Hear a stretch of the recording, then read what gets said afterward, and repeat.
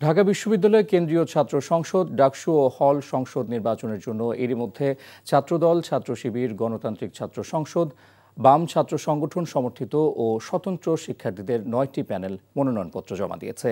আজ নির্বাচনে অংশ নেওয়া প্রার্থীদের প্রাথমিক তালিকা প্রকাশ করবে বিশ্ববিদ্যালয় প্রশাসন। এসব বিষয়ে আরও জানাতে ঢাকা বিশ্ববিদ্যালয় ক্যাম্পাসে আছেন স্টাফ করেসপন্ডেন্ট নূর হোসেন। সরাসরি যাচ্ছি তার কাছে। নূর, ছাত্র সংগঠনগুলোর কর্মতৎপরতা ও ক্যাম্পাসের পরিবেশ কেমন দেখছেন?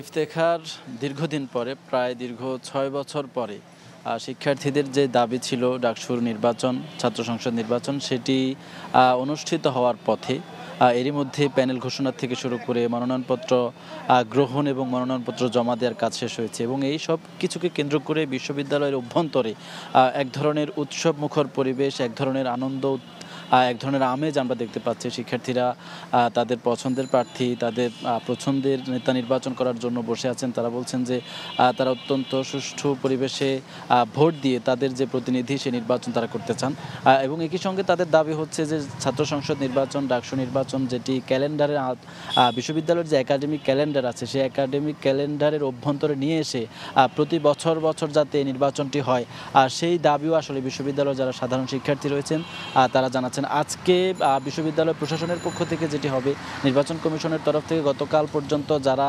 মনোনয়নপত্র জমা দিয়েছেন তাদের মধ্য থেকে বাছাই করে আজকে প্রাথমিক একটি তালিকা প্রকাশ করা হবে। সেটি ১টার মধ্যেই প্রকাশ করবার কথা রয়েছে এবং এরপরে বিকেল ৫টার দিকে বিশ্ববিদ্যালয়ের যে নির্বাচন চিফ রিটার্নিং কর্মকর্তা রয়েছেন ডাকসুর, তিনি সাংবাদিকদের সঙ্গে হয়তো কথা বলবেন, সেখানে বিস্তারিত জানাবেন এবং আগামী ২৬ আগস্ট চূড়ান্ত প্রার্থী তালিকা প্রকাশ করা হবে। তারপরেই নির্বাচনের যে মূল আনুষ্ঠানিকতা, প্রচার প্রচারণা, প্যানেলগুলোর যে প্রচার প্রচারণা সেসব চলবে এবং তারা যারা প্রার্থী হয়েছেন ভিপি সহ অন্যান্য পদে, তারা ভোটার যারা রয়েছেন সাধারণ শিক্ষার্থী তাদের কাছে যাবেন এবং তাদের ইশতেহার দেবেন, ভোট চাইবেন। এরপরে ৯ সেপ্টেম্বর হয়তো আমরা সেই ভোট গ্রহণটি দেখতে পাবো। ইফতেখার, জানছিলাম আসন্ন ডাকসু নির্বাচনের খবর। বান্ডেল থাকলে প্রতি সেনমানিতে টাকা বাঁচবে। বিকাশ সেনমানি বান্ডেল কিনে জিতুন প্রতি লেনদেনে।